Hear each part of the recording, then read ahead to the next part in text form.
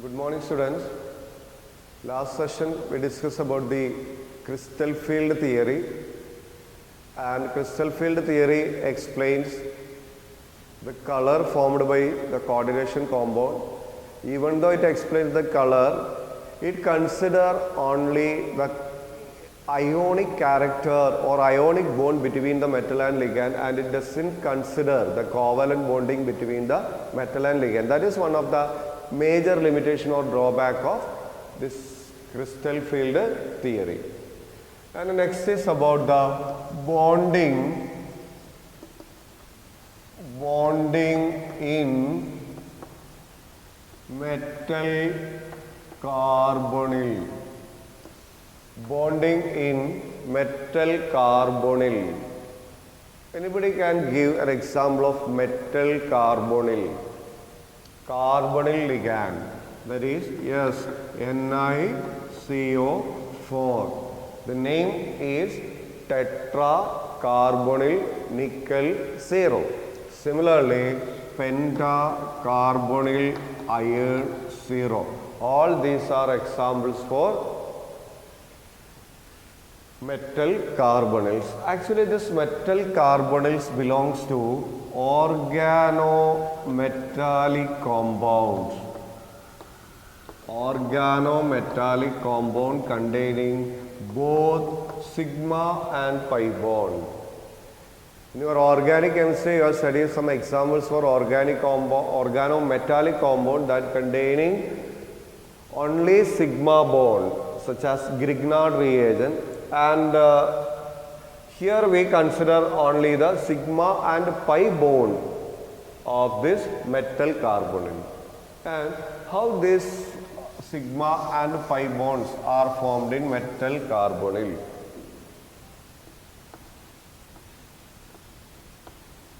Five d orbitals are there.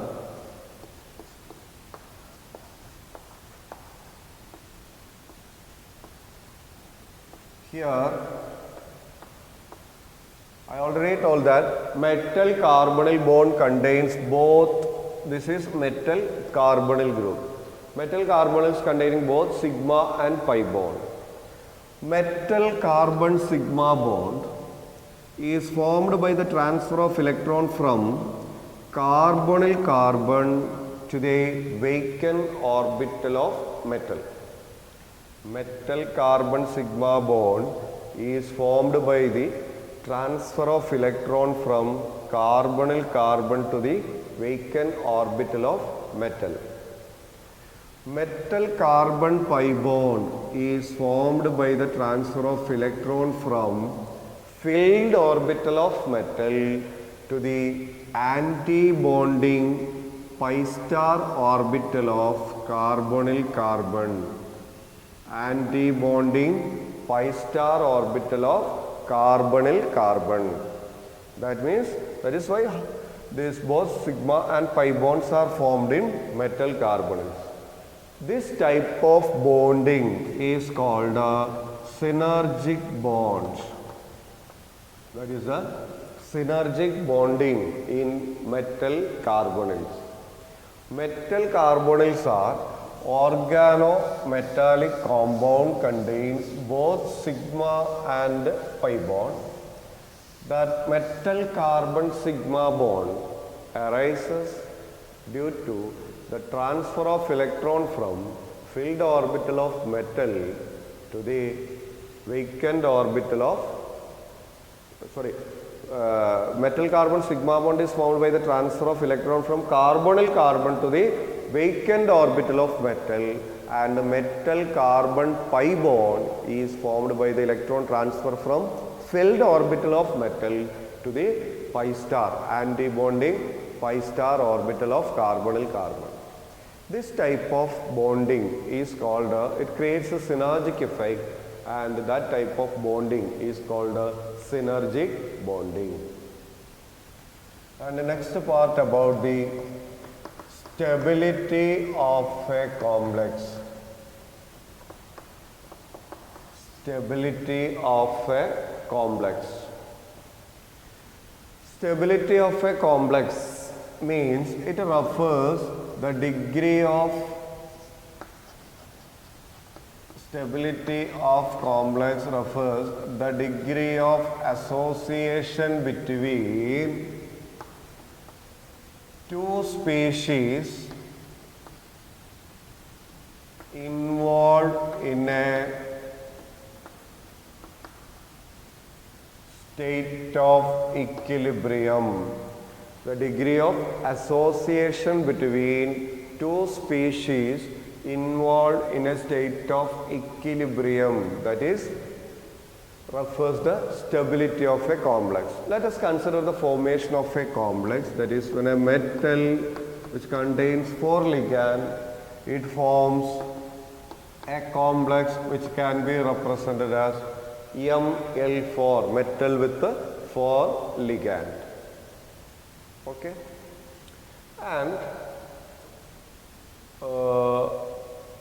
the stability of this complex, stability constant denoted as beta 4 equal to molar concentration of Ml4 divided by molar concentration of M into L raised to 4. Here beta 4 is called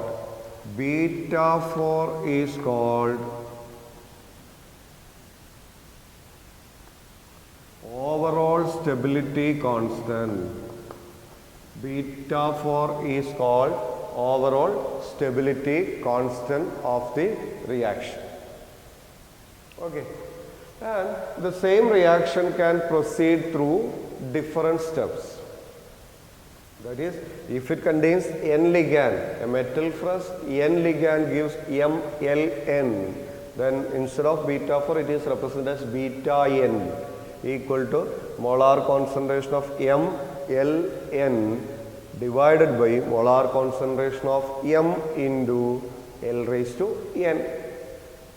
Okay, and the same reaction can also be represented through different steps, such as M plus L gives ML. Here the constant similar to that of equilibrium constant, that is, here it is K1 equal to molar concentration of ML divided by M into L. Second, ML plus L, ML2, K2 equal to molar concentration of ML2 divided by ML into L. Okay, you just remember this expression, that is beta 4 equal to molar concentration of complex, or ML4 divided by M into L raised to 4. And next step is ML2 plus L gives ML3, K3 equal to molar concentration of ML3 divided by ML2 into L.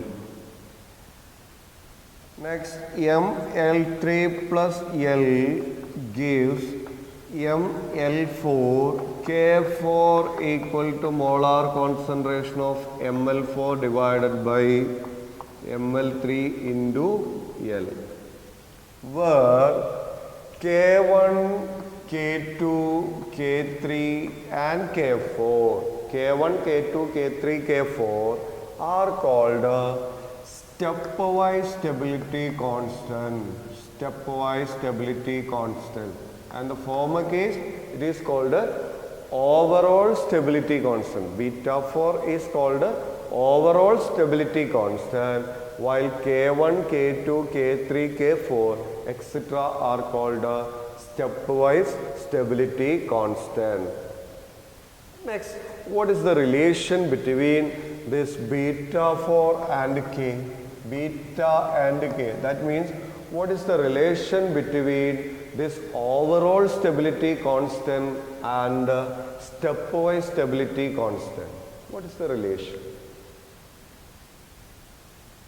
So just think, already you got two types of expression. One is overall stability constant and other is stepwise stability constant. You just correlate? What is the relation between these two? Let us multiply, that is K1 into K2 into K3 into K4. That is K1 means molar concentration of ml divided by molar concentration of m into L. K2 means molar concentration of ml2 divided by ml into L. Then molar concentration of ml3 divided by ml2 into L, and finally molar concentration of ml4 divided by ml3 into L. This is K1 into K2 into K3 into K4. Already we know that beta 4 equal to molar concentration of ml4 divided by m into L raised to 4. That is the expression for overall stability constant. Here ml, ml, ml2, ml2, ml3, ml3, and in the denominator part that is only ml4 is there, and numerator there are m, L means L raised to 4. That is the relation between K1 into K2 into K3 into K4 equal to beta 4. That is the relation between overall stability constant and stepwise stability constant. That is, if there are n ligand, then it becomes K1 into K2 into etc. into Kn equal to beta n. That is the relation between overall stability constant and stepwise stability constant. The reciprocal of stability constant is called instability constant or dissociation constant. Reciprocal of stability constant. Reciprocal of stability constant is called instability constant or dissociation constant. Instability constant or dissociation constant. Next is about the application of this coordination compound. I think most of the application in our textbook are deleted as per the new curriculum revision, such as importance of coordination compound in biological system. And that is only for your board exam. I think it is included for the coming national level or multiple choice level exam in the all India level for entrance exam. That part must be included. This is only for your board exam. There is a biological system, that is biological system qualitative analysis as well as in metallurgical operations. That is these three use of coordination compound are deleted as per the new syllabus revision. And in biological system, you know that our body contains hemoglobin. No need to note that point. Our body contains hemoglobin. Hemoglobin, the chief element present in hemoglobin is iron. Being ferromagnetic in nature means they are strongly attracted by magnetic field. If we place our head towards the north side of the earth, finally that iron present in the blood, that is hemoglobin, get deposited in the narrow capillaries of our blood vessels. That may lead to cerebral hemorrhage or thrombosis, etc. I mean, hemoglobin is a coordination compound of iron. Similarly, green plants prepare the food with the help of a pigment present in that plants, that is called chlorophyll. It is a coordination compound of magnesium. If anybody is suffering some kind of deficiency, vitamin deficiency or severe anemic problem, after consulting with the doctor, they prescribe vitamin B complex or vitamin B complex, vitamin B12. Vitamin B12, its chemical name is cyanocobalamine. Cyanocobalamine, it is a coordination compound of cobalt. Okay. Similarly, in qualitative and quantitative analysis, this coordination compound has great applications. And for example, the estimation of hardness of water. Hardness of water. Hard water is due to the presence of dissolved bicarbonate, chloride, sulfates of calcium and magnesium. Or calcium and magnesium containing sample of water, mainly in the form of bicarbonate, chloride or sulfate. That is the cause of hardness. When that sample of hard water is pipetted, it is titrated against EDTA, 0.25 molar ethylene diamine tetraacetic acid using an indicator. No need to note this one, just for the entrance point.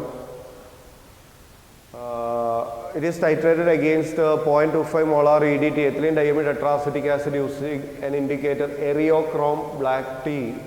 And at the neutralization point or end point, metal EDTA complex is formed. Metal EDTA complex, that is calcium EDTA or magnesium EDTA complex are formed. And this type of titration is called complexometric titration. You are familiar with acidimetry, alkalimetry, permanganometry, serimetry, dichrometry, etc. And this is a type of another method that is called complexometric titrations. That complexometric titrations mainly applicable for the estimation of hardness of water.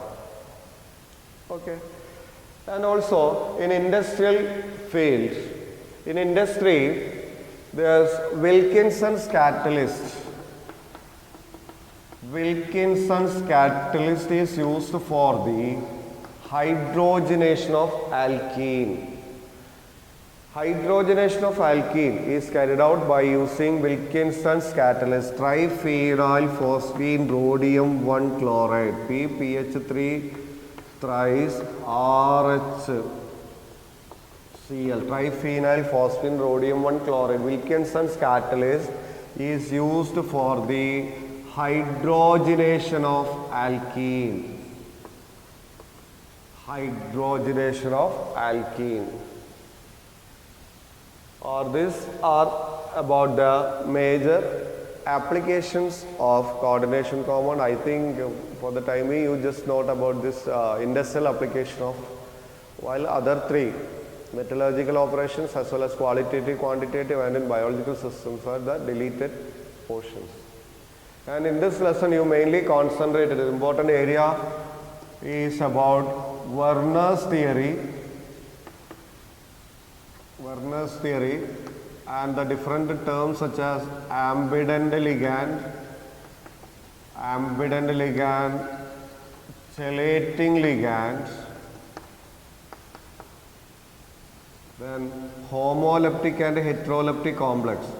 Homoleptic and heteroleptic complex with example.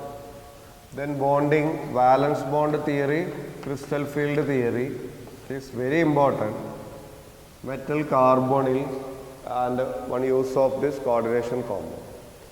And first you have an idea of what is the major difference between double salt. How does double salt differ from the complex?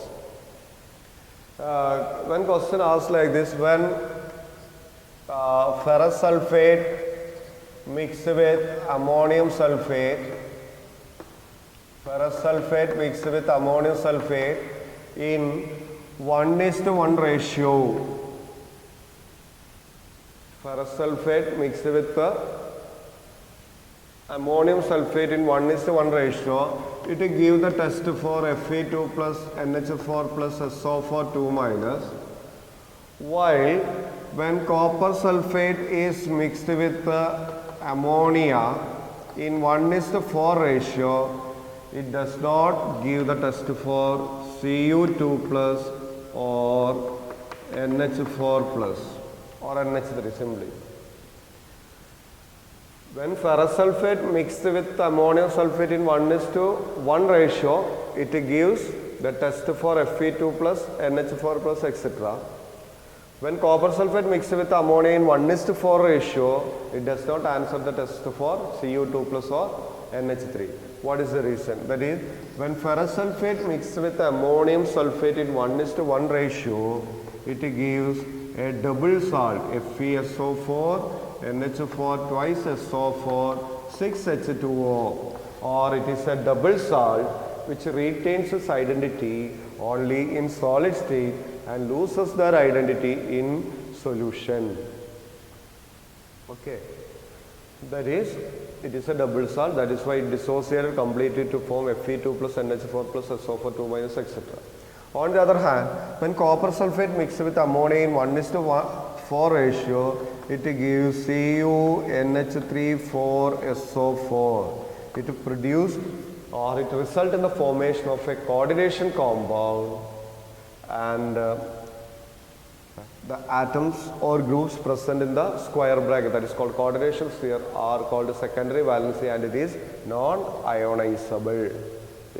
That is, it forms a complex and this one forms a double salt. That is the difference between a double salt and a coordination compound with the help of